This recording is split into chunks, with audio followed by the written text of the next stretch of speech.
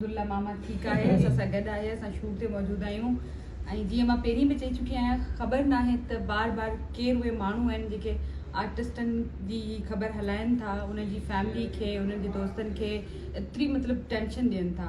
मामा एतिरो परेशान आहे मूंखे जो मामा चए पियो मूंखे मां कीअं माण्हुनि खे ॿुधायां त अल्हम्दुलिल्लाह मां ठीकु आहियां। मामा तव्हां पाण ई ॻाल्हायो। हाँ तो अस्सलाम वालेकुम नाज़रीन, मुझा सिंध वासी सिंध खां सॼी दुनिया में रहंदड़ सभु सिंधी मुंहिंजा भाउर मुंहिंजो भेनरूं मुंहिंजा परस्तार अस्सलाम वालेकुम या अली मदद। मां तव्हां सभिनी दोस्तनि खे गुज़ारिश कंदुसि त हीअ ॿियो दफ़ो अहिड़े क़िस्म जी हिकिड़ी अलमनाक क़िस्म जी ख़बर हली आहे जंहिंमें मुंहिंजे मौत जी ख़बर हुजे।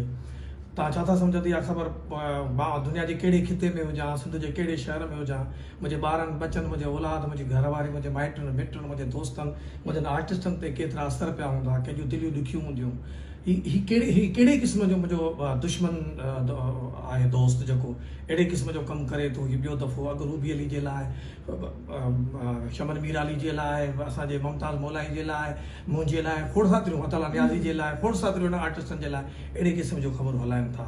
हाणे असां मजबूर थी पिया आहियूं त असांखे छा करणु घुरिजे, या असांखे कानूनी चाराजोई करणु खपे, कानूनी तरफ़ वञणु खपे त जीअं असांजे परस्तारनि खे असांजे घर वारनि खे अहिड़े क़िस्म जो को बि दिली सदमो न रसे। हूअं त कुल नफ़्सिन ज़ाइक़तुल मौत, मौत जो ज़ाइक़ो हर इंसान खे चखणो आहे, पर अहिड़े क़िस्म जी ओचितो सोशल मीडिया ते सिर्फ़ु पंहिंजो पाण खे रेटिंग जे लाइ पंहिंजा पेज मथे करण जे लाइ ॿिए खे तकलीफ़ ॾियणु, मां सम्झां थो उहो पंहिंजे सचे पीउ जो पुट ई न हूंदो जेको अहिड़े क़िस्म जी का हरकत कंदो हूंदो। मूंखे इंतिहाई तकलीफ़ पहुती आहे मुंहिंजे आर्टिस्टनि खे, मुंहिंजे घर वारनि खे। तव्हांखे इहा ख़बर ॿुधायां त मुंहिंजो बिरादर आहे, हुन ब्लड प्रेशर लो जी बीमारी हुई, हू लाड़काणे अॼु पहुतो जंहिं हुनखे तव्हां छा था सम्झो हिकिड़ो माण्हू हॉस्पिटल में पाण डॉक्टर खे ॾेखारण वियो आहे, हुनखे अहिड़े क़िस्म जी ख़बर पवे, तव्हां छा था सम्झो हुनजी कैफ़ियत छा हूंदी, मुंहिंजे बचनि जी कैफ़ियत छा हूंदी।